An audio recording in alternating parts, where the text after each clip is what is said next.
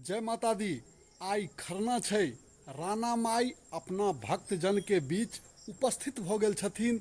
तो चलू सब गोटे हुनका पूजा के विधि देखी, प्रणाम करी, आत्मा से प्रणाम करी, हुनकर आशीर्वाद प्राप्त करी। तो जय माता दी, चलै छी खरना पाबनि देखो। खरना पाबनि के तैयारी भ रहल छै।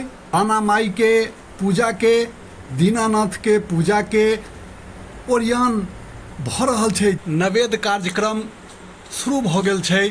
जतेक अर्घ राणा माई के पड़ै छन ओतेक नवेद एतऽ राखल जाइ छै, हुनका पूजा कयल जाइ छन। दिनकर महाराज के, राणा माई के पूजा कल्याणकारी होइत छै।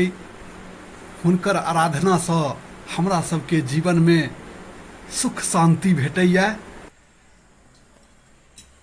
हे राणा माई, हे दिनकर महाराज, हमरा सबसँ जँ अहाँके पूजा में कोनो अनजान सुनजान गलती हुए तऽ क्षमा करबै। हमसब मनुष्य छी ने, स्वभावे कोनो कारणवश किछु त्रुटि रहि जाए तऽ अहाँ दया करबै, कृपा करबै, क्षमा करबै। हे माताजी, कृपा करबै